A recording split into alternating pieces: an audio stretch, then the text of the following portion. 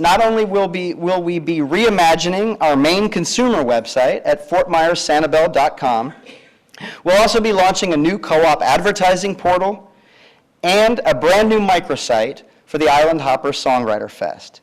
Needless to say, my rockstar marketing team will be extremely busy this year. So the entire 2019-2020 sales and marketing plan can be found on leevcb.com. I encourage you to check it out if you haven't already done so.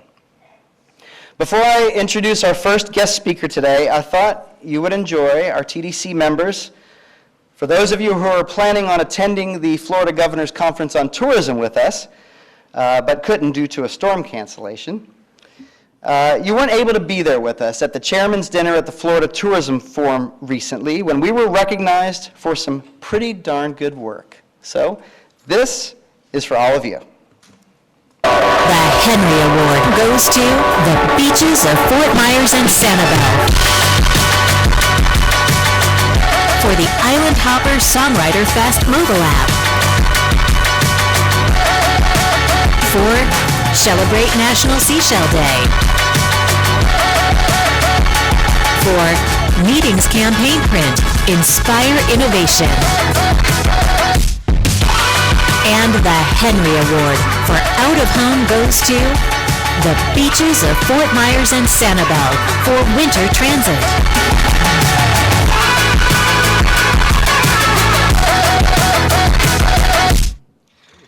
Visit Florida. Thank you, guys. Thank you. For guys that don't know, the Visit Florida Flagler Awards is a statewide competition that recognizes excellence in Florida tourism marketing. It was created to honor the individuals and organizations that help position Florida as the #1 destination in the world. So they're named after Henry Flagler, probably best known for building the Florida East Coast Railway between Daytona and Key West. He also made a significant contribution to Florida's economy through agriculture and tourism, of course. This year, we were fortunate enough to earn 8 Flagler Awards, 3 bronze, 1 silver, and to my left, allow me to introduce Henry the First, the Second, the Third, and the Fourth. Just to put this into perspective, these awards are very, very hard to earn.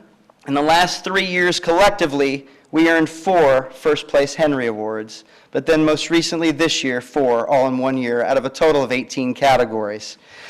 I want to give a shout out to my team for all their hard work. They are professional, they're dedicated and passionate about everything they do for this community. The VCB marketing team, Leslie Ann Thompson, Courtney Hersel, Nancy McPhee, and Josh Lambert, our marketing intern, Megan Harris, and Elizabeth Escribano and Kylie Springle, and the entire MMGY agency in Kansas City. Thank you guys for all of your hard work. All right, so now it's my pleasure to introduce our first guest speaker today. He's considered one of the travel industry's top minds in marketing and strategic planning. He's worked with companies around the world for over 2 decades. He's responsible for MMGY Global's overall vision and growth strategies. Of course, that's our agency of record. And today, he's sharing some industry trends and insights with us. We always look forward to having him here, the CEO of MMGY Global, Mr. Clayton Reed.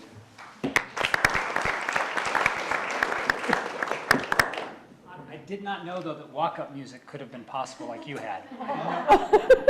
That might have worked for me, too. Right, absolutely. Hi, how's everybody? I don't know. I'd have to think about it if I'd been given a chance. Glad to be back. Mr. Chairman, I was actually going to try to take credit for October. So thank you for yeah, so I'd love to take you through what I have taken you through in the past, which is, Great. Yep. Oh, perfect. Thank you. What I've done with the past is take you through some industry trends, give you a sense of where we see market demand, and maybe some opportunities that are emerging from that. Love for you to stop me and ask me questions along the way, or if you'd like, we can do it at the end. You might remember we talked to about 150,000 travelers a year, so I'll remind you that a lot of what I'm presenting to you today is being played back from what we're hearing from those panels. And I'll start with travel demand, and I know it's the holidays, so I'm going to start with a positive note, which is the travel industry continues to be the second largest in the world, $8.8 trillion by the end of next year. It's a giant, massive GDP generator for the world's economies. But the truth is, we are starting to see softness in the data we're looking at. And I'm going to take you through a number of things that we're seeing. And this is broadly. This is, of course, not just Lee County, not Florida. This is a broad context in terms of what we're seeing. But to summarize it, we've been seeing a leisure slowdown for a while. We saw commercial strength well into this year that is starting to tip over into a little bit of tenuous weakness. And international demand in most the U.S. markets is starting to soften, with a few notable exceptions. And the industry is beginning to recognize that. You're starting to see articles written about tourism numbers. Even Marriott's come out and said they've started to see some softening numbers. They tend to be a bellwether for the lodging industry. And even RevPAR, and I'll show you a chart on this in just a minute, but RevPAR growth has stopped and is beginning to decline. One of the things we do as a company is look at something we call the TSI, the Traveler Sentiment Index. This is a forward-looking measure of how people see travel going forward. Will they travel more, in essence, and all the factors that underpin that. This is a look back from 2007. I've shown you this chart before. This is the most recent wave. So this is the December fielding of this study, which looks 12 months out. So you can consider this a look through to 2020. And you can see since about mid-2016 to today, there's been a secular decline in sentiment. It's still well above 100, which is where we were in 2007. So it's still above par. But clearly, that line is trending down. One of the things we look at primarily is, when we talk to these panels, are you going to travel more or are you going to travel less in the next year? This is the gap right now. 21% say they're going to travel more. 27% tell us in our study they're going to travel less. So that gap is one of the things we really look at. And you can see at what that has been over the last 4 years and then going into this 5th year. It's been very strong up until mid-2019. 19 actually finished a little above where we thought it was going to. The demand didn't weaken as much as was being suggested early in the year. But now as we've hit this December panel, we see 20 showing considerable downturn weakness in traveler sentiment around leisure travel. So I'll give you those specific qualifiers. One of the things we also ask this panel is, what is the importance of rate or airfare or cost generally in your decision to travel? In 2016, 18% of respondents told us it was a major factor. 2017, 24%. And now today it's standing at 32%. So people are becoming more price sensitive. I'm not sure, I know, Rob, you saw the article in USA Today this morning about millionaires. So if we didn't have enough to worry about, now millionaires are telling us they're worried. And the lowest since 2006 in terms of their sentiment around the economy and the things they see going forward. So there are a lot of reasons to believe people are beginning to question their spending and their travel habits. Business travel, not as key to what we do, our mission here, but even business travel has historically been strong and over the last number of years has continued to expand, but will expand less next year than it did this year. Group business is clearly softening. If you read the trades, if you talk to the big bellwethers in the industry, they will tell you that group demand is beginning to tip over a little bit. All that's compression going into next year on top of the fact that, as I mentioned earlier, international demand has been declining. And international demand is declining for a lot of reasons, one of which is the rest of the world is beginning to open up to international travelers. Airlift has been added substantially in the eastern part of the world. There are more options for Europeans and Asians than there have ever been before. And if you look at this decline since 2000, when we were at 17% of world demand, we're now at just about 12%. That smaller demand as a percentage creates less compression in the hotel industry, especially in the travel industry broadly. So for us, that is a combination of things that begins to worry us a little bit about 2020. And I don't want to be the bearer of entirely bad news, and we'll get to the positive here in a minute, but we have now had 114 consecutive months of travel expansion in the United States. You see it here on this chart, going back to 2009. 38 quarters of RevPAR growth. But it is beginning to come back down towards zero, as you can see here. If you look at demand, both globally and domestically, and the demand index published by Smith Travel Research, you'll see that, again, a steady decline. Not globally, because we still see global hanging in there a little bit above domestic. But if you look at that orange line, demand index is retreating. And then, as I mentioned earlier, RevPAR seems to be the outcome, RevPAR decline. So occupancy is hanging in there, but rates are dropping. And rates especially are dropping in the big gateway cities in the U.S., which has led to a broad U.S. RevPAR decline. as you can see from this chart. So those are some travel indicators that we're talking about in the industry. How about economic factors? I'm not an economist, but we do look at a number of things. This is a chart of economists, as published by the Wall Street Journal, who say we'll be in a recession in the next 12 months. 49% in their last wave believe we'll be in a recession within the next 12 months. What's interesting about that is you would say, well, that's fewer than half. Of the 51% who say we will not be in a recession in the next 12 months, fully half of them believe we will be in the next 18 months. So there is some broad sentiment by economists that the economy is softening. Global PMI, or the measurement of manufacturing, has dipped below growth for the first time since 2016. It's now below 0, or below 50, which is par for PMI. Small business optimism, this is the September number, has trended down. And even when you look at the net effect of tax cuts or tax incentives that were buoying the economy, this is a study, an independent study by the Peter G. Peterson Foundation that suggests the effects of tax incentives will wane over out years. So we do believe there were some benefits from tax cuts for the travel industry that will likely not be a tailwind over the next several years. And then you begin to look at other parts of the world. This is a look at GDP growth in the UK. And you can see the first decline in 2019 first quarter since back in 2013. So the UK economy is struggling. And then broadly, we've got trade tensions with China and other North American trading partners. We have Brexit. 27% of UK travelers say Brexit concerns will tamp back their travel plans. So this is all for us a cocktail to at least start to pay attention to the opportunities that might exist from not a popped balloon. In fact, our guys think it's probably going to be more of a subtle decline like it was in 09 versus something in 02. But remember, while all this demand softening is going on, we have capacity growth still going up. This is a chart of air capacity since 2000 at an historical high. There are more seats available per passenger mile in the airline industry than there have been in almost 20 years. More cruise ships are being built. This is a chart of number of berths and ships available in the cruise space. Cruise lines are a competitor in some ways to tourism destinations. So thinking about that additional capacity. Even when you look at rental car fleets and the onset of shared transportation, there are more cars for rental and more shared cars on offer than there have ever been before. And then the real bellwether, hotel development. We are in an 8-year high for new hotel rooms being built globally. Almost 2.3 million rooms in the development pipeline right now today. Anybody want to guess how many hotel companies make up 80% of that growth? 4. Accor, Hilton, Marriott, and IHG make up almost that entire growth of new rooms. But that's additional capacity coming online at a time when some demand is softening, which we as tourism destinations or as operators of travel brands need to pay attention to because it probably will affect rate and probably will affect marketing tactics at a retail level.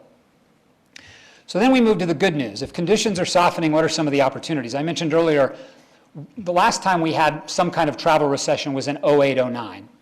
And it may be hard to tell from this chart, this is from some of our DK Shiflet data. Actually, trips didn't decline nearly as much as spending. What happened is we saw trips stay reasonably flat, but people just spent less. They changed their travel behaviors. That's where the term staycation came from. That's where we started to see more frequent trips versus long-haul trips, a drop in outbound international and more regional travel. Those are the kinds of things we would expect to see the next time around. So as a result, and Brian talked about this, is it's all about understanding who our travelers are and really getting at who are our best customers and who are our best customers going to be in the go-forward model. When I was here, I talked about this guy. I don't know if you remember, but we talked about millennials. And we talked about the caricature of a millennial and this notion in marketing circles that the millennial was going to be the savior for all of us because they were going to spend all this money and they were this giant cohort that was going to sweep in and replace the spending by matures and baby boomers and Gen Xers. We also talked, by the way, if you remember this slide, about what we call screenagers, which are the Gen Z, right now almost 21 years old. But the truth is, they are not really the avocado toast generation like they've been portrayed. This notion that they spend a lot of money on appetizers or have all this free discretionary income. It just isn't true, and I'll show you the facts that bear it out. This is from our study that shows millennials travel spending over the last 5 years, and it has continued to decline. And even back in 16 and 17, or 16 when it was at a high, it was still much smaller than Gen X and baby boomers. So it's important to think about millennials as being miscast. The other barometer we see right now in travel is road trips are once again on the rise. The use of cars to travel for your vacation has gone from 33% in 2015 all the way up to more than half in our last study. We looked at it in 18. I haven't updated it for 19 yet. But that is typically a barometer for changing travel habits when price becomes an issue or people begin to rethink their travel circumstances. Which for us means one of the most important audiences we can talk to as a broad industry, and certainly something we focus on for the VCB, is the millennial family. The millennial family today is 16% of traveling households. They represent $50 billion in spend. They are a very important sweet spot of travel today, and a number of our audiences get at the millennial traveler, at the family traveler. But also this audience of maturers that travel marketers tend to have forgotten, which has always been a strength for our community here. This is a traveler that right now only makes up 4% of traveling households, what will be 10% of traveling households by 2024. And remember that this group subset has the most discretionary time, and they tend to travel in shoulder periods when we need to fill valleys. So still an incredibly important cohort. So that's thinking about traveler segments and how that all connects. How do we then think more about what Brian touched on and where I think the VCP is out ahead of its competitors in terms of connecting relevant content on a timely basis to the people we want to bring to the community? I don't know if you're a Malcolm Gladwell fan. I am. Back in 1974, I found this article he wrote in the New Yorker. He called it "The Generalizations Ignore More Predictive and Accurate Factors," was the title of the article. And he talked about pit bulls. And he talked about how pit bulls have been miscast, and as a result, people stereotyped them and created policies and outcomes that were wrong. And the way I touched on that was that he could write about online marketing today, because the same words would ring true. There are a lot of biases and predictors that people are using in online marketing that are inaccurate and that create the wrong marketing outcomes. And that's something we're really focused on here with the VCB to get through, using data and other things that we use as tools from a marketing standpoint. And I think Gladwell is particularly interesting, so I wanted to bring that today. But the undercurrent of this is almost 8 in 10 travelers tell us they distrust the information they see online when it comes to travel information. And it's because it's such a disparate, frenetic marketplace. People don't always believe what they see. And we've created these things in online marketing where how many people have bought something and then still been targeted for the same product for weeks online? We create a lot of these predictive behaviors online that harass customers that don't really predict what their behavior is or understand what their behavior has been. And that's why we believe that travelers generally distrust what they see online. Who puts tape over their camera on their laptop? You wouldn't believe how many people in our office put something over their camera on their laptop because they believe somebody's watching them. And the truth is 15% of consumers believe that digital ads are there to trick you. And I think the number, 79% believe that what they're being targeted with is wrong based on who they are. So there is this manifest distrust when it comes to travel. In the travel industry, we also have the highest abandonment rate when it comes to online e-commerce. 81% of people who click into a commerce vehicle abandon that. And it's because there's this distrust. Last time I was here, I shared with you that people use 34 different websites over 8.5 different sessions to make a travel decision. That has now jumped up to 39 different sources over 14 different sessions. This convergence of media that Brian touched on a little bit, where we're really focused, is meaning people are spending longer periods of time to make travel decisions, and they're bouncing around a lot more different sources to validate what they believe or to try to learn what they need to learn to make a travel decision, which I think is really important to how we think about marketing. Because what we call this bumblebee path to final decision is where we can really make a difference against our competitors from a marketing standpoint. So if targeting relevant content at the right time's a key for us, then understanding how to collect that data and connect travelers to buying is sort of the next piece I want to take a shot at. I'll read this to you. Big data is like teenage sex. Everyone talks about it. Nobody really knows how to do it. Everyone thinks everyone else is doing it, so everyone claims they're doing it. The whole point is, a lot of people talk about big data. A lot of people talk about using data from a marketing standpoint, and most everybody's not doing it right. And I think that we're actually at the VCB well ahead of our competitors, and I'll show you some examples of that in just a second. But there's a lot of regulation coming. Most of us in the room are familiar with the General Data Protection Regulation that is now in place in Europe. The GDPR just fined Google over $1 billion for GDPR violations. They're very serious about privacy and the way you have a right to be forgotten online in Europe. That has now taken on in California the CCPA, the California Consumer Protection Act, which is putting in place similar regulations around online privacy. So there's this move to regulate privacy online, which is going to change things. Anybody want to guess what percentage of browser traffic Google controls online now between mobile and desktop surfing, web surfing? It's 65%. Chrome is their primary vehicle to do that. They're about to launch Chrome 79. Should happen in the next quarter. Chrome 79 will have first-of-its-kind privacy features on the browser that will prevent certain kinds of cookies and will create new security protocols about the way third-party data is going to be collected. There are a lot of people in the marketing world that are freaking out about this because there is data being collected every day about your browsing activity that's then used to retarget you from a marketing standpoint. A lot of those kinds of things are going to be removed in the new Chrome browser, which is going to be really interesting. And one of the reasons I think the VCB wins, because we are collecting a lot of first-party data that we own through our terminal model, where we can use that data how we want, and we don't have to worry about restrictions about third-party data, which all comes back to this notion of trust. It's actually my belief that GDPR, CCPA, and regulation to come, as well as browser technology and other things that will protect our privacy, will actually create more trust in consumers online. I actually think it will connect better timely data, relevant data, will improve conversions, will help us be more relevant for travelers. And that's why we have these audience segments that the VCB is working so hard to create.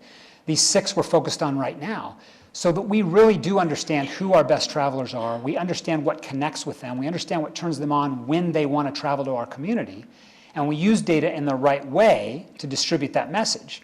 And this also comes back to what Brian talked about, this idea that from the time I begin to think about when I'm going to travel to the time I return from my trip, we're engaging travelers in the right ways, using this data and giving them messages they want, that they expect to see.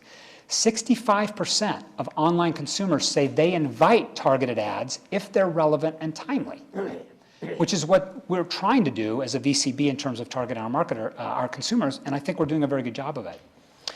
So this is all by way of saying that advertising is changing online. There's a major disruption coming, not because of just Chrome 79, but a lot of other things happening. I don't know if you've heard the analogy of the pizzeria coupon, but I'm going to give it to you today anyway. It's very brief.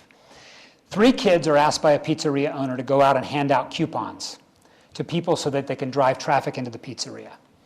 So 2 of them go out and find these high traffic areas and just start hanging out all these coupons. They work tirelessly. And the 3rd one, nobody can find. They don't know where she is or what she's doing.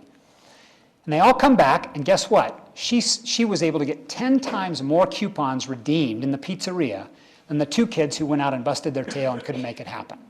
Anybody want to guess what she did? Went to the pizza shop? She stood outside the pizzeria, and she gave everybody who was walking in the door a coupon to get a discount at that pizzeria. This is sort of like where digital marketing has been online today. We target a lot of people with offers and messages and content when they've already made a decision. And for us, and you saw the allocation that Brian presented in terms of conquesting at the top of the funnel, et cetera, for us it's about finding those people when they're out away from our pizzeria so that we get them the message at the right time and we're not just giving them incentives they didn't need. And I think that's where a lot of this advertising redux is going to come, where we're really much smarter about the decisions we're making.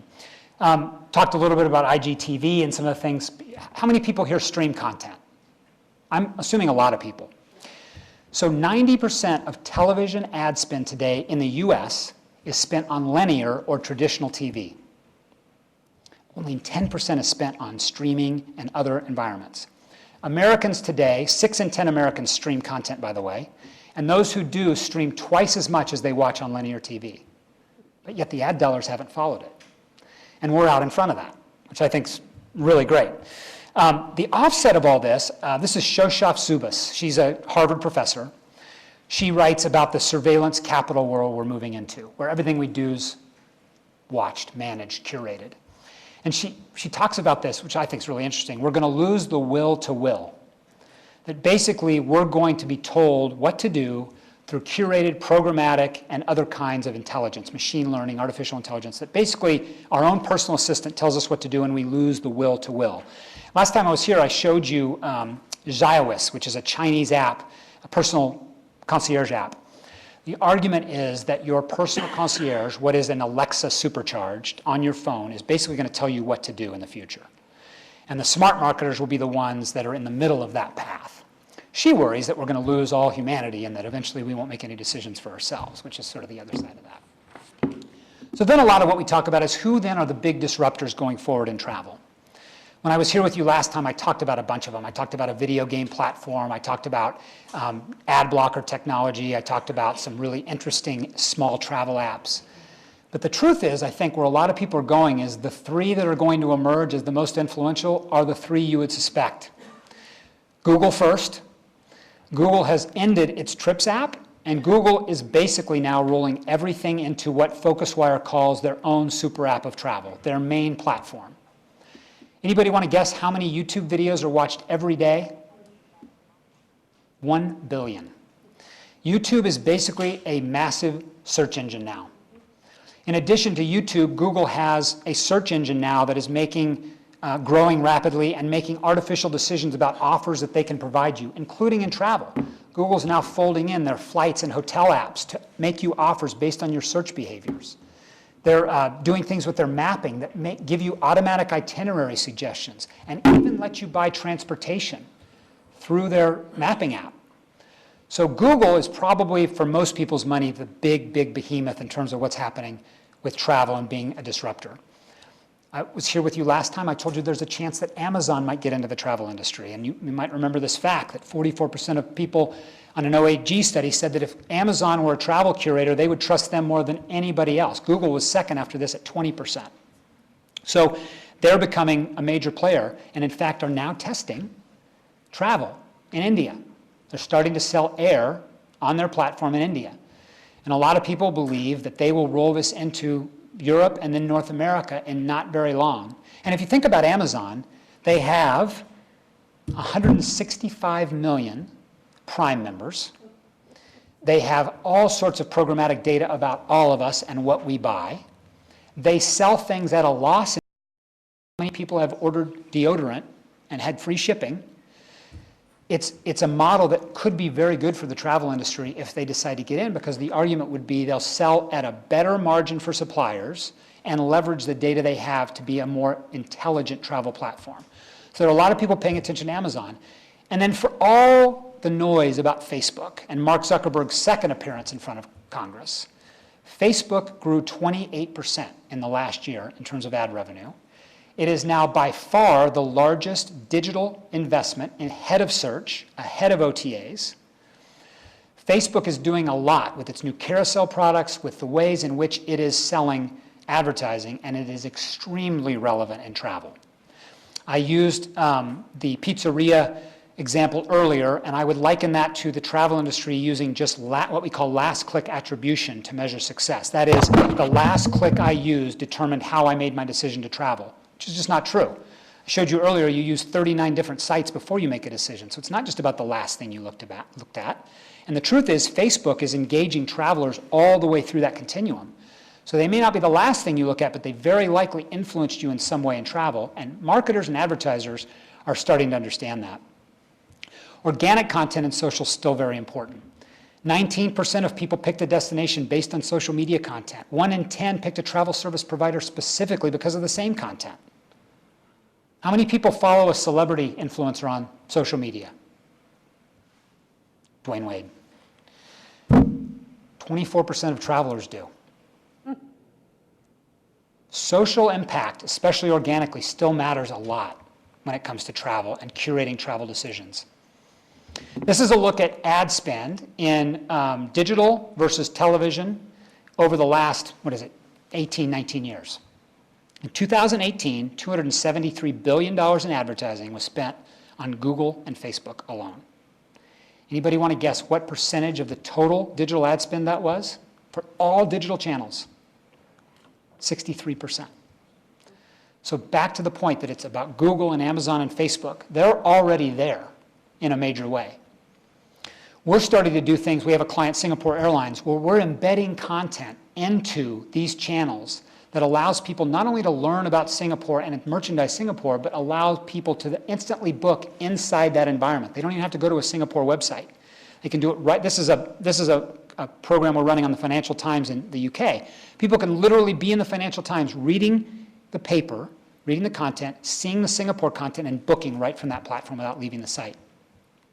Same thing we're doing here with some of the really cool initiatives the staff is putting together, whether it's the email reminders that we're putting out before people make their trip when we know they're coming, the personalization strategies we're putting together on the website so we recognize who people are when they come to the site and we connect content in a very relevant way to what they're interested in.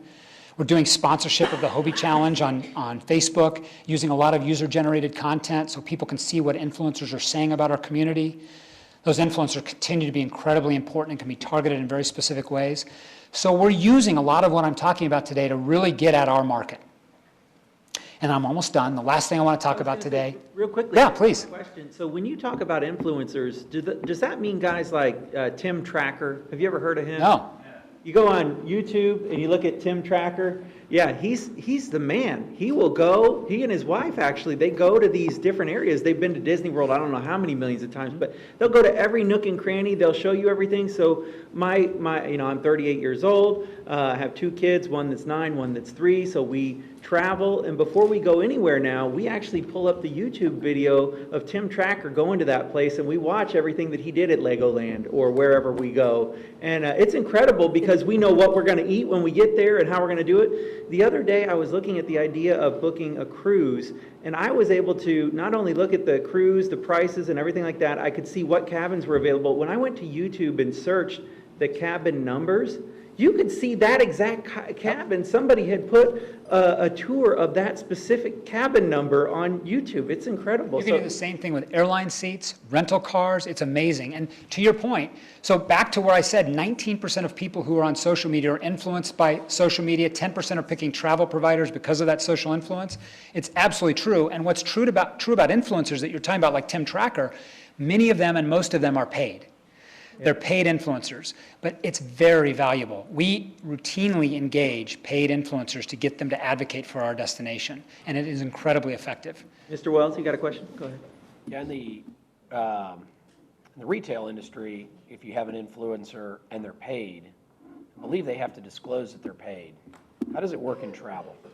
Same thing. There are certain, and a lot of this got amped up. If anybody saw Fire Festival on Netflix, the miscast event that was a fraud, the regulations instantly got amped up after that, and there are now disclosures. Now, a lot of people don't do it because it's very hard to police, but you are supposed to do that, and our team that works on social works with our influencers to make sure that happens. But the truth is, Tim Tracker and others, I don't know Tim, but I'm bringing up the case, people really follow these influencers devoutly, and they want to see what they've done, and they want to follow what they've done, and they make a lot of decisions that are similar to what their influencers are making. And it's very valuable to bring them into the community to make sure that they're advocating for us.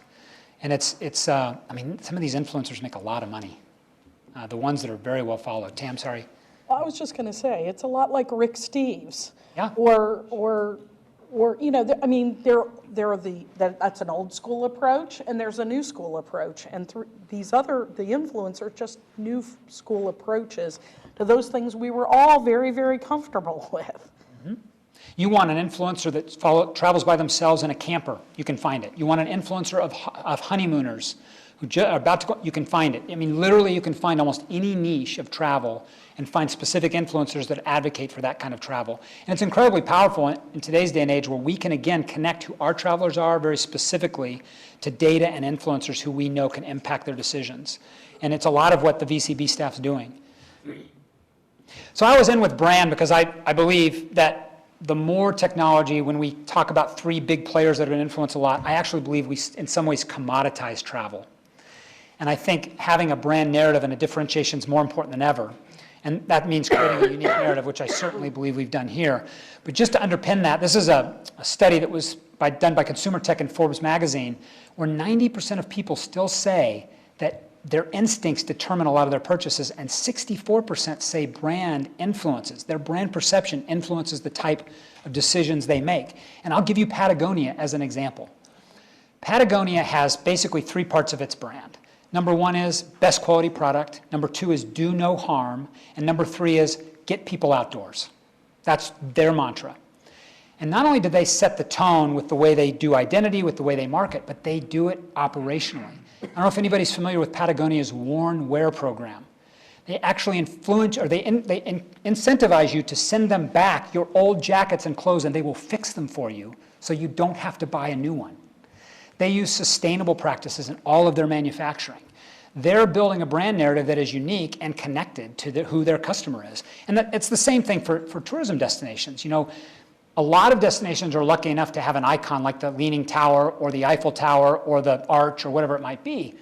But whatever the assets are in the community, it's important that that get connected to the brand. And I absolutely believe that's being done here. I mean, I think the numbers prove that out over the last 5 or 6 years, that this community's created a very specific narrative and targeted that in a very specific way.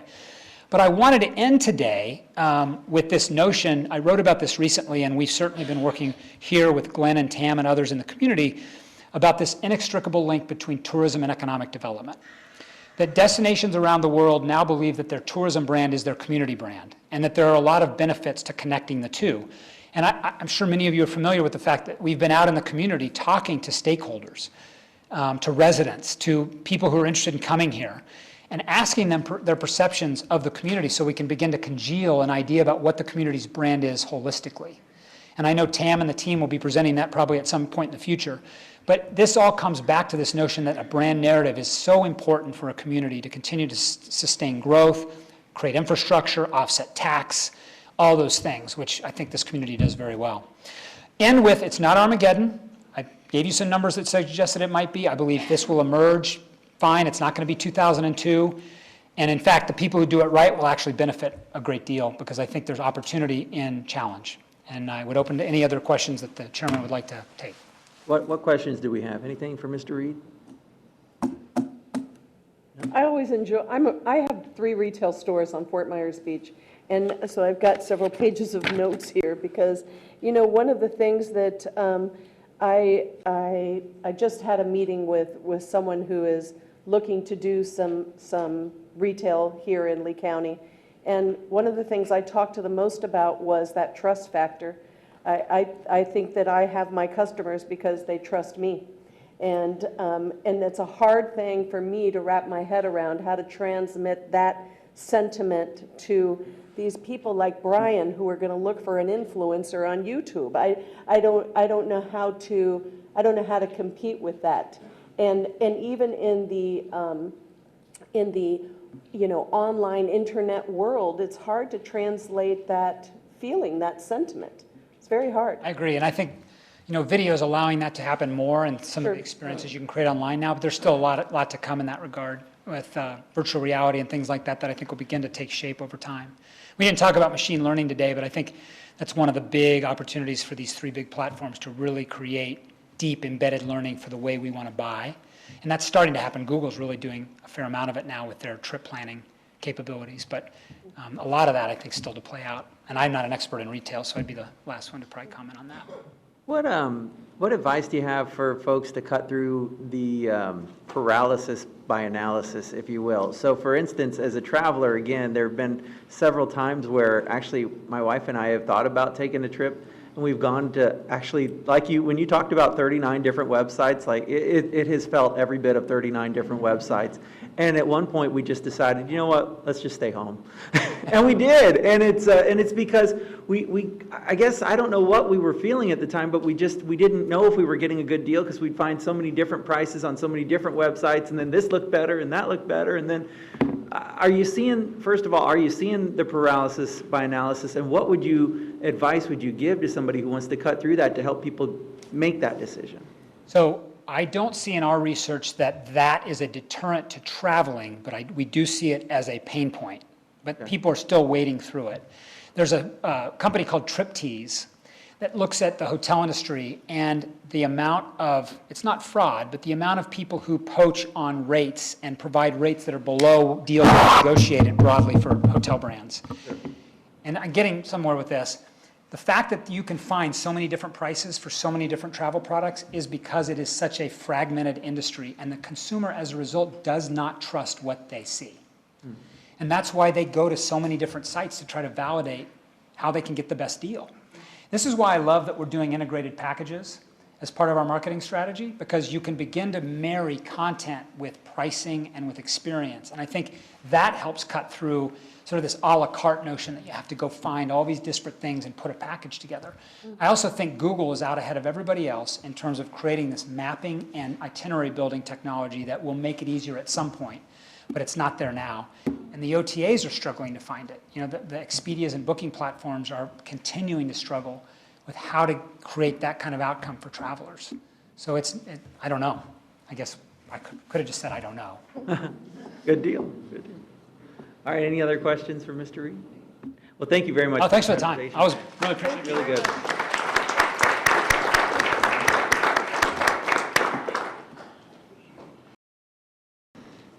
All right, Ms. Pygott, does that conclude your It does executive director conclude my report, sir. report? Very good. All right, and now it is time for the report of the Sports Development Executive Director, Jeff Mielke.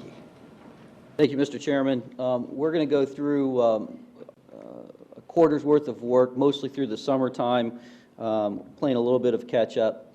The first month we're going to talk about is June. So in June of 19, we were able to fill just a little over 16,000 room nights through amateur sports events, bringing in 27,000 visitors, direct visitor spending of over $6 million. Just some items of note was the Florida Youth Bowling event. We are now becoming an area for Florida's bowling entity to bring men's, women's, youth bowling events in. We're seeing those now about every year, and they come in anywhere between 3 to 8 weekends at a time, and really fill quite a few hotel rooms. And this last year we had the youth. We had several youth basketball Florida state championships, YBOA, USSSA boys and girls, and U.S. amateur, and those were added together about 4,000 of the 16,000 room nights came from youth basketball. And we're really taking advantage of our amazing Lee County Parks and Recreation facilities with the hardwood basketball floors, as well as partnership with some of our local schools. And then we also hosted the USSSA Girls Fast Pitch State Championships. Next slide, you can see it was a little down from 2019. And I will mention that last year, our July, as you'll see when we talk about July dipped a little bit because it gave up some rooms to June of last year because of the way some perfect game baseball events slid from one week into the other. So this though was one of our typical Junes. We'll go to July. July again is by far our single largest sports tourism month of the year, filling 34,000 hotel rooms. And I just continue to try to put this in perspective. When we started, when county leadership created the Sports Development Office in 2003, we weren't doing 34,000 room nights in an entire year. So to have 34,000 room nights in the month of July is very impactful. It takes a lot of work, takes a lot of collaboration with our entire community. Really tasks, puts a strain on our Parks and Recreation Department, our facilities, and but the outcome is clear. 19,000 visitors came through our destination in July through sports, and $15.4 million of direct visitor spending. Most of that's perfect game baseball. They had 15 events in July. Again, some of those last year. There was 12 last July. 3 of them had slipped into June. We pulled them back into July this year. The Baseball Championship Series is the real big one. It's every age group from 10 on up to 18, and their average night stay is about 7 nights per family in our community. So it's really their family summer vacation for this baseball tournament. And then they also have a product called the Series, which filled 4,300 room nights. Again, you can see last year where July slipped a little bit, giving up some rooms to June, and they moved back this time. Now, go back real quick. We're really close to these 2014 and 2016 years, and those were NARCH years. Those were when we had the North American Roller Hockey Championships which was another 200 teams of youth hockey events. So the fact that we're almost to those 2014 and 2016 years without having NARCH in our community is pretty good. And we do have NARCH coming back, except they're moving into June of next year, moving out of July.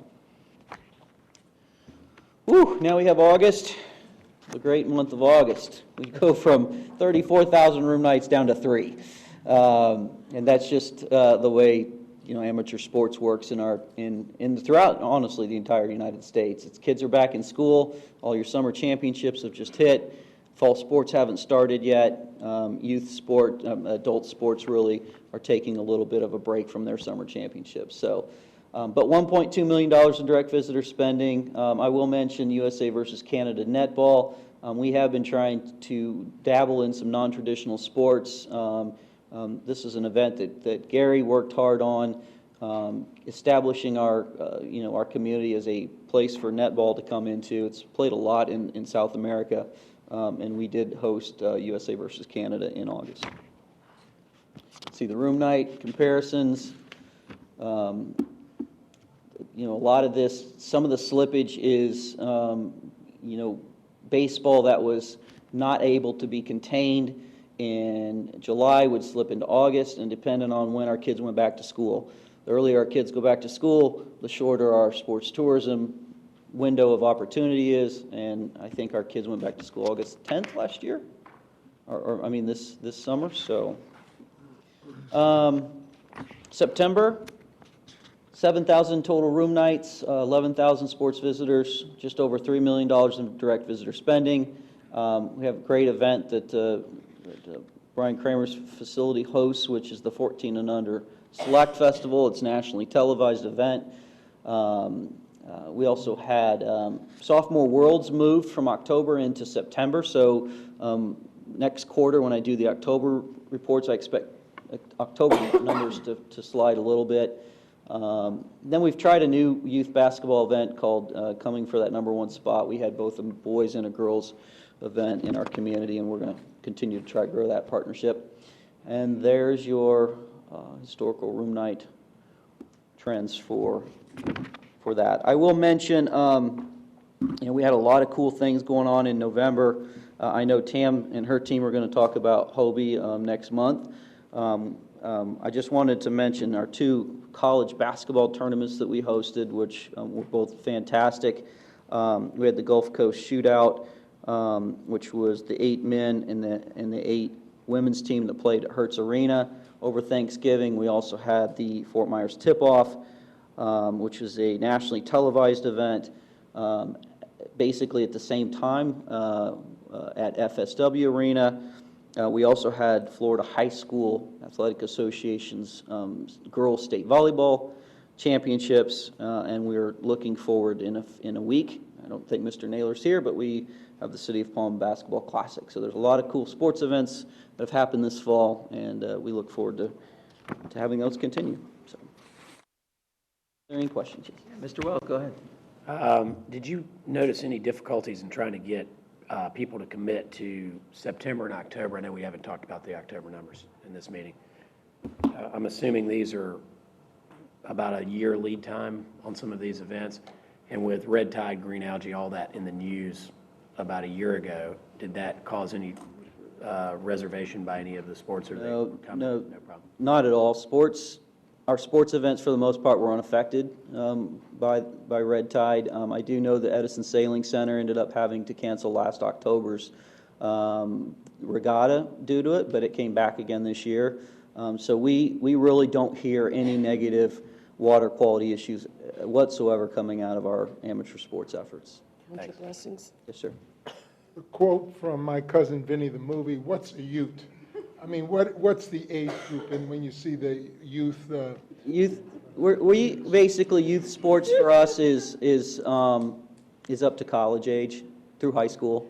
So you were in high school particular? Or just... No, high school till they're graduated is a youth sport, because most of the time their parent, at least a parent, is still going with them. When they get to college, then we start losing typically a spectator per athlete. We figure, or two, mom and dad probably aren't going anymore. They may be taking a buddy or a boyfriend or a girlfriend with them instead. But the youth still are bringing parents along. It's just a larger travel, a party size.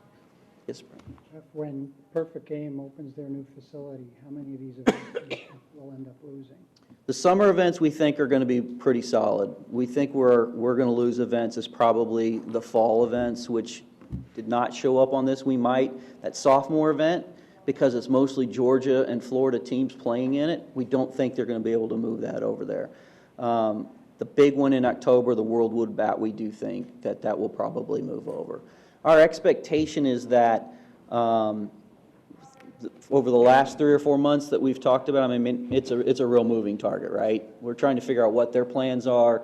We're trying to figure out how they're going to react and place events in the southeastern part of the United States, because we know that they've got an obligation to Texas, but they've also got a very strong marketing and brand presence in the state of Florida they have to protect.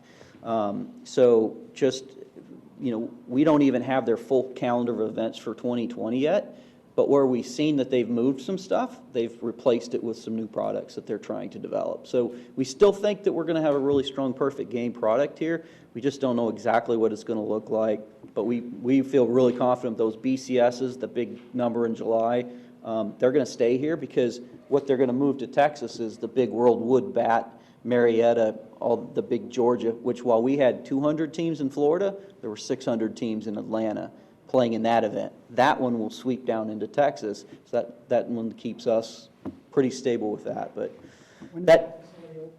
they think it's still going to open in Memorial Day of 2021. But they're already behind, right?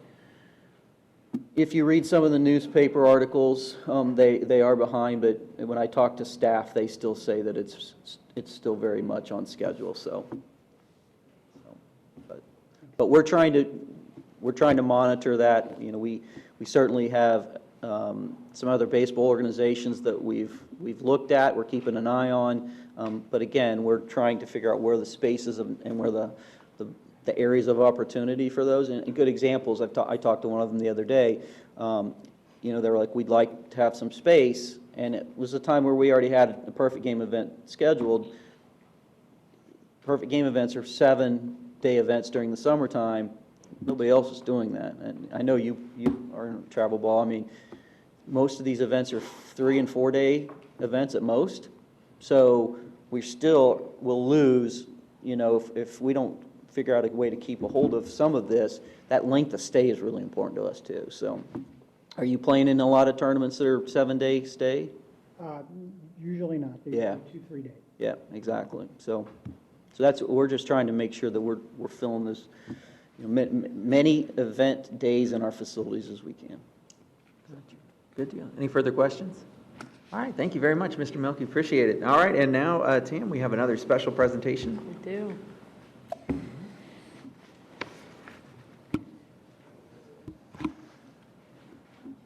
So Judy and Josh from our team are going to present to you, and we also have a special guest, Kevin Berry, as well. So we're excited about this one. Good morning, Judy Duran, Director of Visitor Services. Happy to be with you today and share a bit of really important and valuable information that I think you'll enjoy. 1 in 5 U.S. residents have a disability, according to the U.S. Census Bureau. And the disabilities market is growing 22% annually. Per the Open Doors organization, from 2014 to 2016, people with disabilities took 73 million trips for business and pleasure. As Kevin Berry, ADA advocate for the ADA Advisory Council of Southwest Florida, and our guest presenter, who I'll introduce very shortly, says, can you afford to ignore this business? So today, my colleagues, Kevin Berry and Josh Lambert, and I will briefly share 2 very important updates about the VCB's efforts with our local and national accessibility partners and persons with disabilities.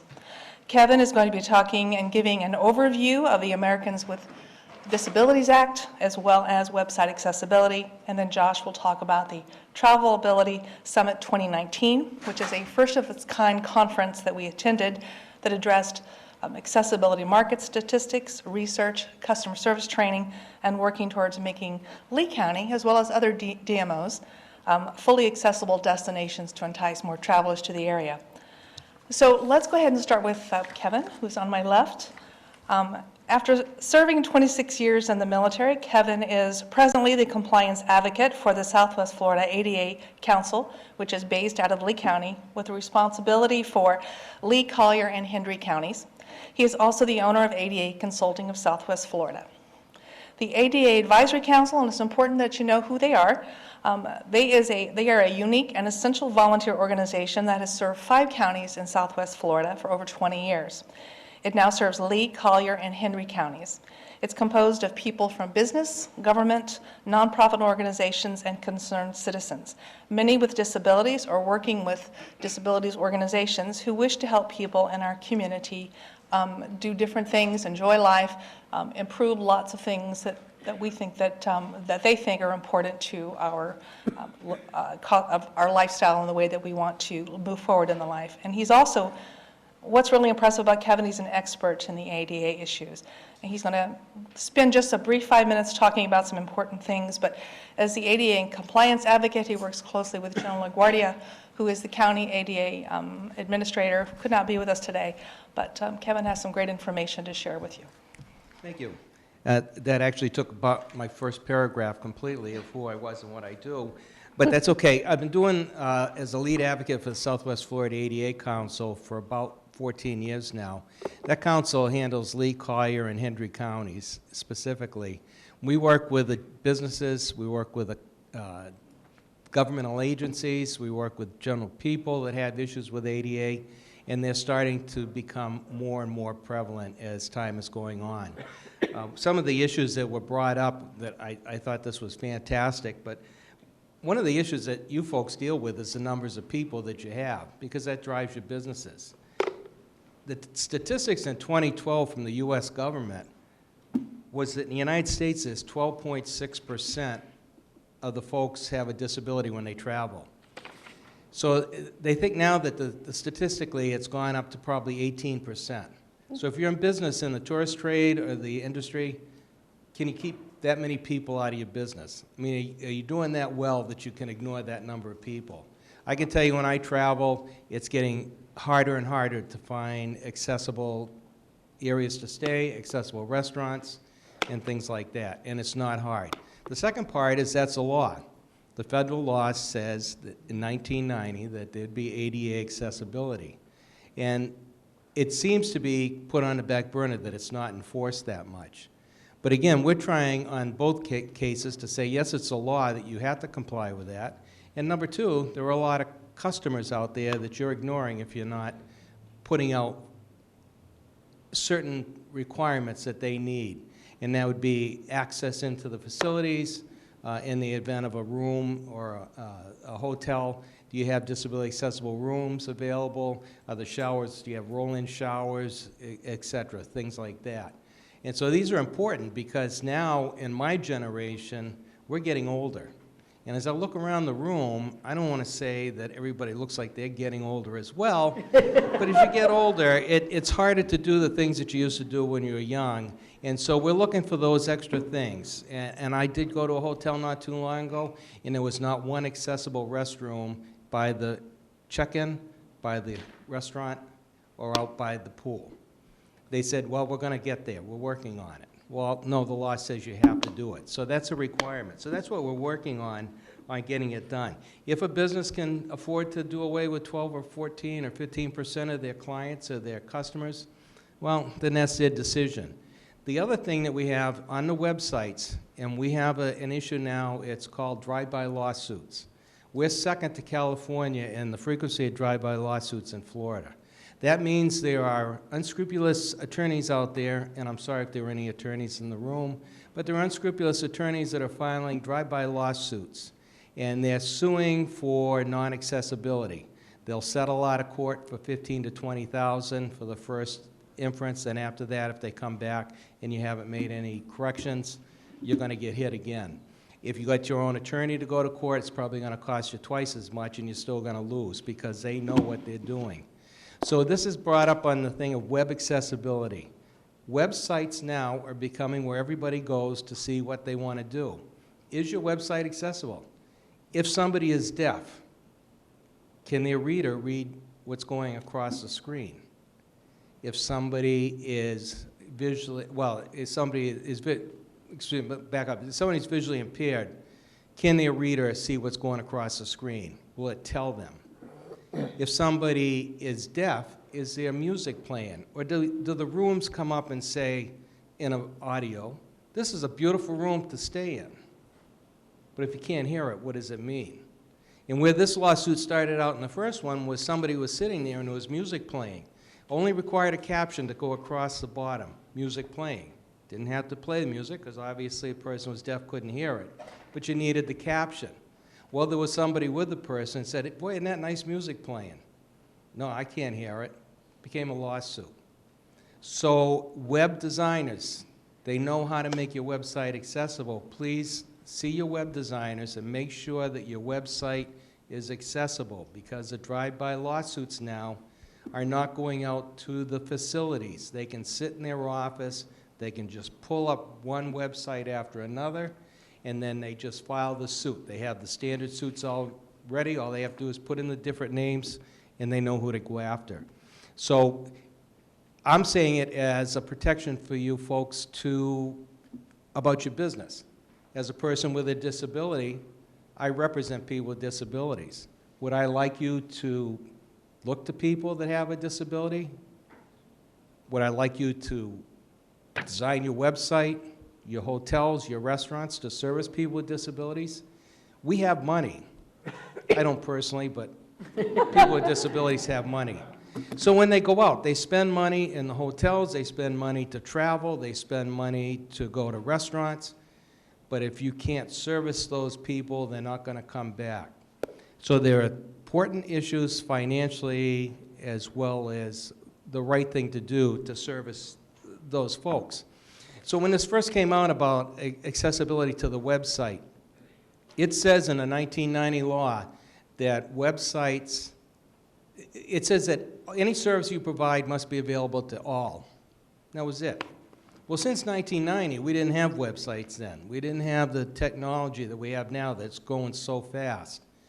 So the DOJ and the federal government, because I have a connection with there and they keep me informed what's going on, they made a ruling and it said that ADA does apply to accessibility for websites, period, for Title III businesses, which is what most of you folks are from.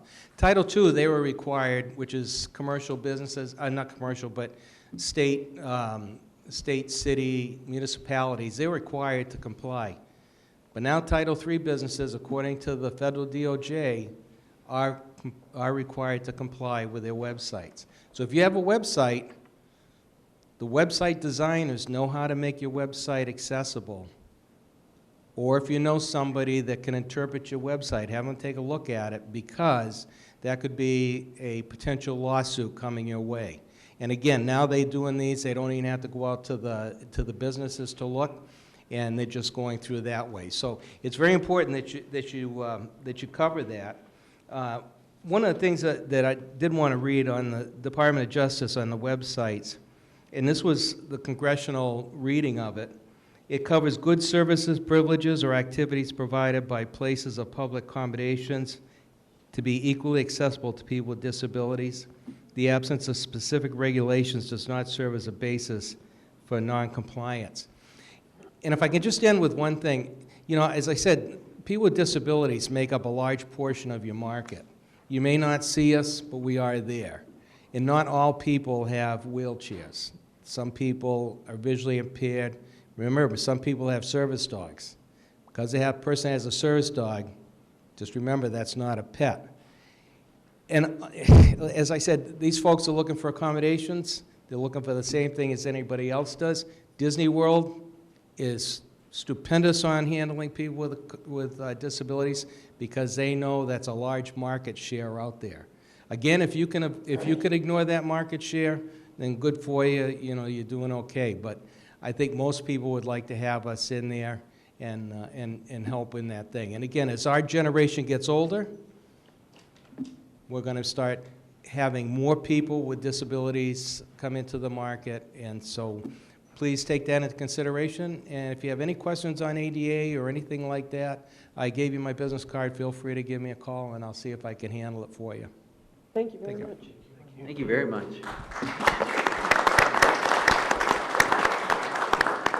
Thanks, Kevin. Any quick questions right now? Great. You do have his card available if you do want to contact him. And he's not shy. He will tell you exactly what things are really like. So don't hesitate to contact him. Now, our next presenter is Josh Lambert, part of the great and amazing Brian Osowski team that he talked about earlier. He's a marketing coordinator and an amazing gentleman to work with. And he and I attended the Travel Ability Summit, which I mentioned, and he's going to talk about some of the things that we learned that we didn't expect, some of the things that we actually went looking for, and to give you a quick update about what we can do as a fully accessible destination. Josh. Good afternoon, Council. How are you? Welcome, Brian, to the team. Thank you, sir.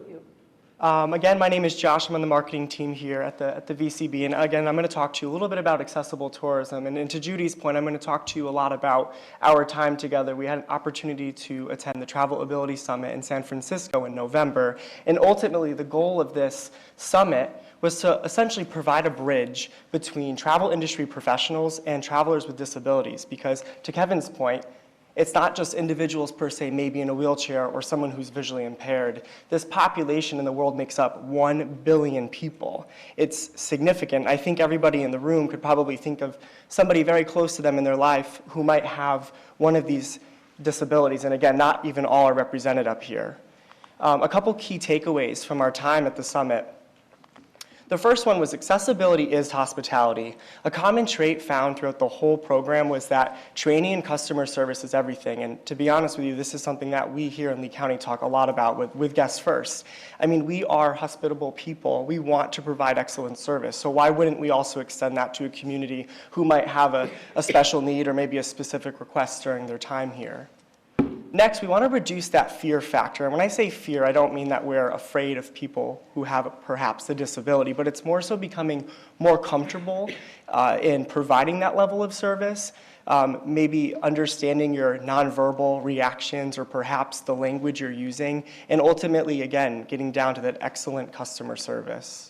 Empathy creates a positive experience. Again, customer service centric. I think that was, and Judy would say the same, was definitely a theme during our few days in San Francisco. Again, provide that amazing experience. If you don't have a space, oftentimes conflict can be avoided if you're there and you're providing the quality of service that they need to enjoy their experience in your business. Universal design benefits everybody. I was having a conversation with my colleague earlier today about unisex accessible bathrooms. And so the intent of having a unisex bathroom that's accessible perhaps would be to accommodate somebody maybe in a wheelchair. And of course, that's a great reason to have one. But it might also help out a mom who has a young boy who needs to use the restroom, and maybe it's not the most appropriate setting for him to come into the women's room or vice versa. And it also might be helpful for somebody who maybe has an autistic adult son. And again, we're back to that same situation. I mean, we had a wonderful panel discussion with 3 mothers with children that have cognitive disorders who are adults. And they said the biggest barrier to them to going out to dinner, something that we probably all do often because who likes to cook anymore, right? And so is the bathroom situation. I mean, everybody would like to use the bathroom when they go out. So again, having unisex accessible bathrooms benefit everybody. And that's just one example. Next, return on investment for accessibility is real. About $17 billion each year are spent by travelers with disabilities. So to Kevin's point exactly, if you can ignore this market, great, but I think that we could all perhaps benefit from this by providing an accessible space. I think you absolutely would see a return on investment. Next, I think this is where Judy and I get really excited. I think that as a destination, we do have an opportunity to ultimately provide tools and resources to our partners, our hotels, our attractions, our restaurants, to ultimately bring everybody up to speed on accessibility and say that we can do this together and we can do better. Next, this is looks like my old slide, but that's okay. As Brian mentioned before, we are introducing a few new websites this year, and I'm not going to dive too deep into this, but we are building with accessibility in mind, and I think it's really important to know this. It's okay. We're also building with flexibility in mind. And so the shelf life of a website is 3 to 4 years, and so we know that, I mean, I don't even know what the technology is going to look like in the next 4 years for a web experience for the consumer. But what I can tell you is we are building with flexibility in mind so we can adapt to those changes and we can keep up to make sure our site is accessible.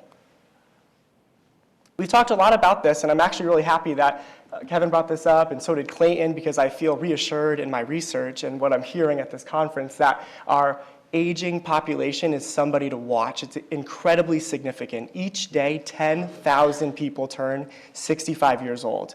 And so what does that mean? Well, it means by 2030, this segment of population in the United States will be the largest. And 70% of them reported they traveled for leisure in the past 2 years. So that's a significant number of a significantly sized population that's traveling. And you're probably wondering, well, Josh, just because somebody's 65 doesn't mean they have a disability. Of course not. However, 3 barriers to travel for this segment is mobility, it's hearing, hard of hearing, hearing impairment, and diabetes. So you can start to hear some consistency in some of these disabilities we're talking about with perhaps this aging population. Again, noting 17% came to Florida. So I think us as a DMO, us as a destination, and even as businesses in this room, I think we need to pay specific attention to this group. This was a quote that resonated really well with Judy and I when we were out in California, and it's, "Kindness is the language which the deaf can hear and the blind can see." Mark Twain said that, and I think ultimately it's about, again, providing that incredible service, about being that person for somebody to enhance their experience. And I think it's a perfect segue into talking about 2 destinations in the U.S. right now that are doing it really well. The first one is Pure Michigan. I think we're all fairly familiar with them. They're a leader in the industry, of course. They have a campaign right now, and it's called "In Michigan, Everybody is Welcome." And this is actually a snippet from their website on accessibility. And as you can see, there's an individual here who is in a wheelchair, but that's not stopping this person from getting out and exploring this park. Here's an image of an accessible kayak launch, which we actually have one in Cape Coral. Shout out to our friends in Cape Coral.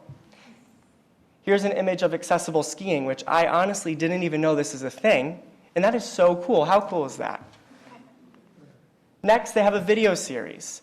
And this one is, I wasn't going to share it with you because it is a little bit longer. It's just under 5 minutes. But this is about an individual, Bob Dean, who is in a wheelchair. But that didn't stop him from connecting with an outfitter in Michigan to take him hunting. So again, these barriers that we think are barriers, there's people out there that are willing to provide that service for them, to get him out into the wild to go hunting. That's really, really phenomenal. Next, we have Visit Mesa. Now, this is very interesting. Visit Mesa just recently became the first ever autism certified city in the United States. So what does that mean? Well, it means that they, as a city, came together and they got 4,000 people to go through the same training to become more aware on how to handle situations with visitors or residents who have sensory or disorders such as autism. And so why is that significant? Well, 1 in 59 people in the United States have a sensory or cognitive disorder such as autism.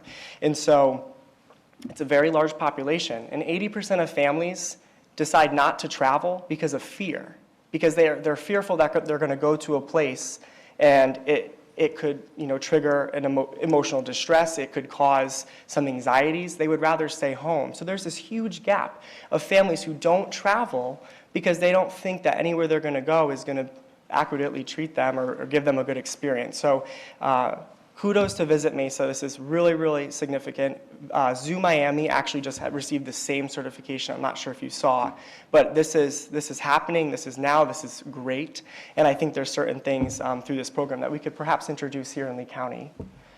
Really quickly, we learned about a lot of awesome technology. I know everyone's always like, technology's taking over the world, and this is an interesting time to be alive, but I really think it's really phenomenal because there's things out there that truly can benefit certain people. And this one that I wanted to call attention to is called Be My Eyes. And so this is targeting visually impaired individuals. It's really awesome for when individuals who have visual impairments are traveling because they're able to connect with a volunteer and essentially have a video chat. But instead of chatting with them, they're describing the space for them. So if somebody were to come to this TDC meeting and they they were not familiar with the space and they needed help navigating, they could actually access this app and the person would describe the room to them to help them become more familiar. So again, just another way of how technology is really enhancing people's lives and is really being a champion in that industry. So lastly, I mean, our role, we want to do everything that we can to help educate the community. We want to host more workshops, provide training, introduce more of this conversation into our Guest First program. Of course, we want to provide visitors with accurate information so they can come and have the best experience as possible. We want to raise awareness, encourage the certifications, and amplify the message to ultimately just become a more fully accessible travel destination and work with industry leaders and partners. So that was like a really fast recap on everything I had for you guys. There's, of course, more. This conversation will continue. We're very excited about it. I do have a video I want to end on, but if you have any questions, I'm happy to provide some answers after. Before Josh shows his video, I want to say, I really think this is an area that we need to be focused on. Our population is a mature population, and as we look at those repeat visitors, they come back year after year after year, and, we see them come back. Tony, you have to have some that are now coming back with challenges that they didn't have when they began coming. I mean, and we're all moving in that direction. We're going to live long lives, but we may have some challenges as we get later in life. And I really, I think this is an area where I realize it's a niche market. There's no question of that, but I think it's a niche market where we could really make a significant impact on visitation to the area. So I was really excited about the Accessibility Summit. I wanted not only Judy, who leads our accessibility issues, but Josh, who's a young marketing mind, to take this and see how not only can we bring this into our marketing efforts, into our website and our social media efforts, but also how can we begin to explore this and look at this beyond just an aging issue, but as an issue where truly it's a niche that we can make hay in. So with that, please show your video. Josh, sorry, just had to add that. Thank you, Tam.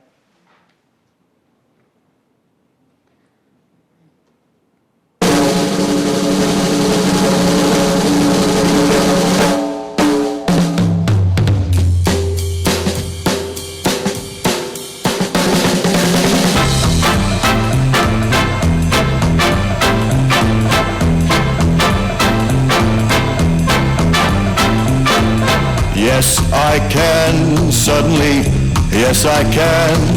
Gee, I'm afraid to go on has turned into, yes, I can. Take a look, what do you see? 133 pounds of confidence in me. Got the feeling I can do anything, yes, I can. Something that sings in my blood is telling me, yes, I can. I was just born today, I can go all the way, yes, I can.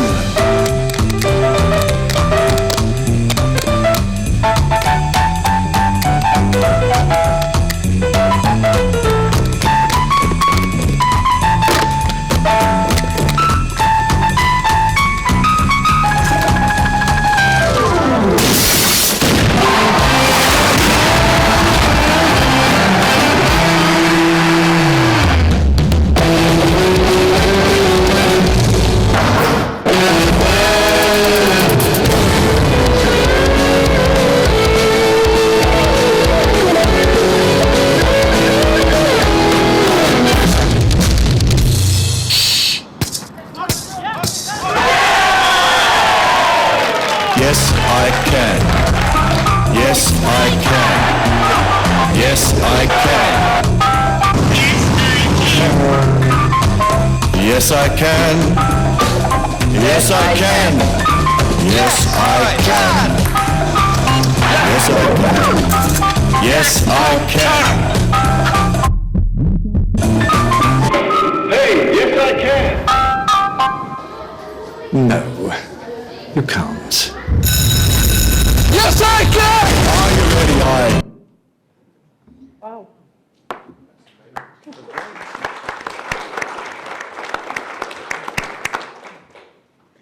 Any questions for our team here?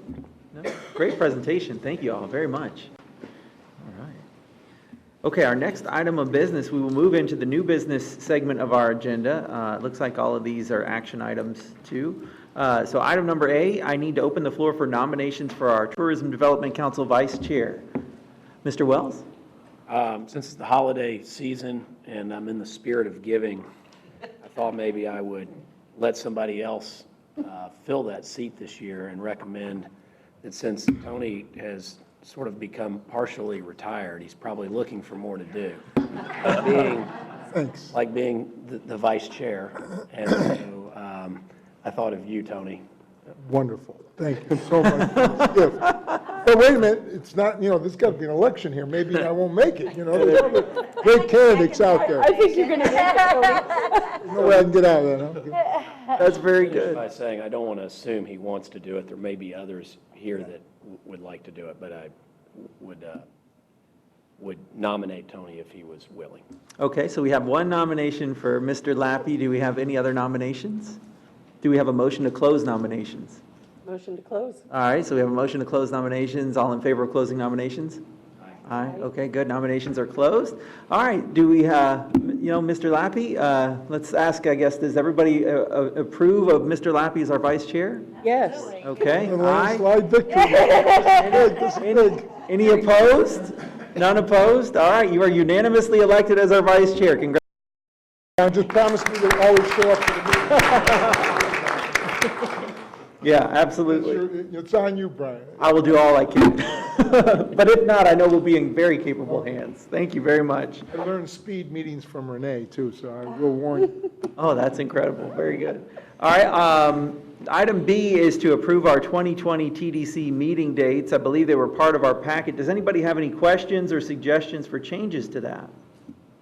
I'll make a motion to approve. We have a motion for approval from Mayor Saracita. Do we have a second? Second. Second from Mr. Lappy. Do we have any discussion? All right, any objections to that? No objections, then the motion carries unanimously. All right, item number C is our nomination of our fiscal year 2021 Attractions and Events Marketing Subcommittee. And Tam, would you like to explain this one? Actually, I want to defer to Glenn a little bit, if that's okay. Okay, very good.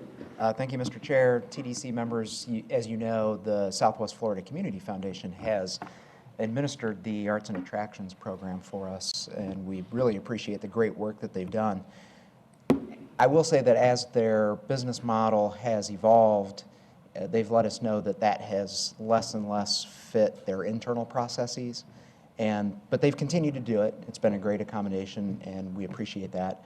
But they do want to get out of that business now at this point. So we intend to take that in-house, just as we do with, say, the Beaches and Shoreline, for instance. And of course, Nancy McPhee does such a great job with all of those programs. We're looking forward to her administering this one as well. So that's by way of introduction to say, before you establish your subcommittee, there will be some changes coming, and maybe Nancy, you want to just describe some of those? Sure, thank you, Mr. Salyer. So if we sent you information yesterday about this item, and on the screen you can see we're already ready to plan and start implementing fiscal year 2021 programs. So what we need today is a subcommittee that's willing to serve on the Events and Attraction Marketing Subcommittee. Instead of two committees like we have done in the past, we're proposing having just one committee. In the past, I'd like to just thank Councilman Lappy and Myers, DePasquale, and Cronin have all served on these subcommittees. But each year you nominate 3, and that's the action we're asking for today, 3 subcommittee members. And to participate, you need to be available for a brief meeting in February with the VCB to confirm the program content and guidelines for both events and attractions marketing. You're going to have an online training once you get ready to start reviewing the funding applications, and that'll be in early June. And then in June and July, you'll actually conduct an online review of the funding requests for both programs.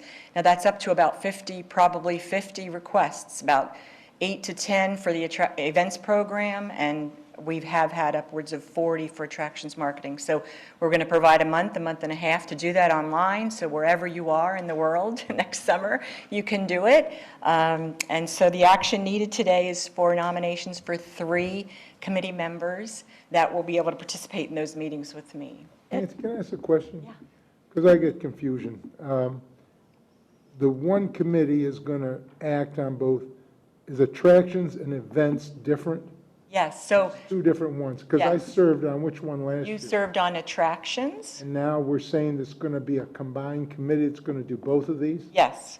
So events marketing would probably be proposed first to you. There's probably 8 or so applications that we've got. I'd love to grow that. It's a little bit more stringent, and so that we'd like you to review them separately first. So about 8, I think, we approved this year, and then after that process is done, we would open it up, and you'd review upwards of 35 or 40. Now, because we're bringing the program in-house, it will become a by reimbursement program, so the number of attractions applications that apply may reduce. We're not quite sure. We haven't really gone through that part of the program yet. We're going to host a workshop for partners in the spring, but yeah, so there is, but the good thing is the VCB marketing team vets them, especially the marketing plans for you, and provides you some guidance, and you should really only be looking at the content in each funding request, and hopefully we've simplified it for you. So it's no doubt a lot of work. We appreciate it. I think there was, I think Anita wanted to maybe share a nomination. Oh, I do, because I understand that Colleen might be interested in serving again. You are So correct. in her absence, I'd like to nominate her. Okay, so we have one nomination I for, promise she's on board. She sent an email to me that said, I am interested in serving. It'd be better if she wasn't, you know? yeah, that's exactly. Mr. Wells? I would nominate Pamela Cronin if she's interested in continuing to serve. Very good. So we've got Colleen and Pam. Do we have one more? I could get you back and get come back. No, but I'd be happy to serve one more year. It was a great experience, and I wouldn't mind doing it again. Wow, thank you. All right. So do we have a motion to put that slate of Colleen, Pam, and Tony forward? I'll make that motion. All right. So we have a motion from Mayor Saracita. Do we have a second? Second. Second from Mr. Wachulis. Do we have any discussion on that? All right, the only thing I'll say is thank you all for being willing to volunteer. This is an important process, and this is something that I'm looking forward to seeing the outcome of that. And we also, you know, it would be remiss not to say thank you to the Community Foundation for their administration of this program. You know, never once did I hear, to my office anyways, a complaint about that, and I just want to thank them for being part of that for several years now. And all right, with that, any objections to the motion on the floor? No objections? That motion carries unanimously. Okay, very good. We're on to for council information. Ms. Pikett, anything? There are some items in your packet you might want to review when you're having a sleepless night. I always give you some data and some reports that might be interesting, but nothing in particular other than a friendly reminder. We're going to have holiday cheer at the veranda when we're done here. Perfect. I'll get us over there in time then. Any TDC member items, Mr. Laffey? Well, a couple of things. I thought the ADA thing was really great, and I want to share one story if I could. One of my guests over the years he was a veteran, he became blind over a period of time, completely blind, and it took him 2 years to get a service dog. And it was a really incredible experience. He came and stayed at the inn with the dog, and at one point I met him in the lobby and we were talking, and he said, "Would you like to meet the dog?" I said, "Sure." So he takes the harness off the dog, and he says, the dog's name, he says, "Go ahead and say hello to Tony." The dog goes into like a puppy mode, just jumps up and down, just fabulous, you know, like this. And then he puts the harness back on the dog, right back into service mode. It was incredible to see that transaction. It was really, really kind of cool. So I wanted to share that with you. Secondly, you know, Paul McCarthy passed away, and he was one of the great events guys to keep things going. And we are going to try to start something again. This Friday and Saturday, we're bringing Blues on the Beach. They're going to be in the Crow's Nest. A local blues guy, Jimmy Jensen, will be performing in the Crow's Nest on Friday. And Saturday night, we're going to move it out on the beach. We hope it becomes an event that grows year to year, like Opera on the Beach has, and the tree lighting ceremony. So I invite you to come. It is a paid ticketed thing to go on the beach. Of course, if you're staying at one of our properties, it's free. but that's always a little plug, right? Shameless plug. I learned that from the best. And lastly, as we go into the holiday period, I wish everybody a nice holiday, but also consider too, if you're an employer, I urge you to try to start an employee campaign for the United Way. It's a painless way to help out this community overall. So it took a lot of time, but I figure I'm a couple of events now and a couple of appointments. I got the time. So that's it. Thank you all. Thank you. Mr. Wells? Happy holidays, everybody. Hope everybody has a great season. Same to you. Very good. Mr. Wachulis? Happy holidays. Very good. Mr. Kramer? I won't be able to make the event this evening, so I just want to say happy holidays to everybody and to a great new year next year. Excellent. I'll have an extra cookie for you. Please do. There you go. Thank you. I have nothing except for to award the best My Cousin Vinny joke of the meeting goes to Vice Chairman Lappy. Thank you very much. Anytime you can work My Cousin Vinny into a meeting, it's a good one. Mayor Saracita, anything you'd like to add? Yeah, I'd like to tell you all about two lovely events on the beach this weekend. The Mound House has a Christmas market on Saturday. It's a charming, lovely event. I think you'll really enjoy it. And then the Women's Club has a tree festival. Lots of decorated trees inside the Women's Club. It's on Sterling Avenue, for those of you who aren't aware of where it is.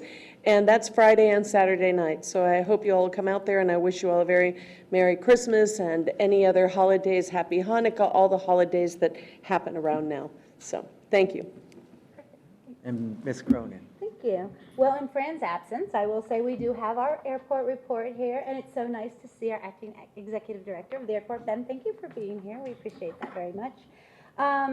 The ADA thing is wonderful, and I just have to say that as someone who spent a lot of time with someone who had major disabilities and was welcomed by lots of places, and we still traveled a lot when Tom had his disabilities, and we always went back to places who welcomed him, you know, like the Venetian in Las Vegas was an amazing place, and so we always made sure that we went to those places, and Delta was always especially accommodating. So that is very important for us to know, you know, not only is it a wonderful thing and a feel-good thing and to make people feel welcome, but it's also good for business. So I just want to say that. And again, of course, I'm always the holiday person, so Merry Christmas, Happy New Year, all that great stuff, and just love everybody and have a wonderful holiday season. Thank you. Ms. Cronin. Very good. Well, thank you all for bearing with me as I stumble through my first meeting back as chair. They will get even smoother. I'm excited to be with you all. This is a great year. Thank you for Pam for referencing our new interim executive director at the airport. I am really excited about taking a more aggressive posture at the airport, especially towards developing more air service. I know a lot has been said in the headlines. If you have any questions about that, please feel free to reach out to any of your commissioners. We're excited. This was a real vote of confidence in the team at the airport. We have an award-winning airport, and it's because of all of the team that works at the airport. It wasn't just one person, and in fact, I think we're going to see a really bright future at the airport moving forward. And then I will say also, Merry Christmas, Happy Holidays, and all of those things. It really is a privilege to be back with you guys. So with no other business then, meeting adjourned.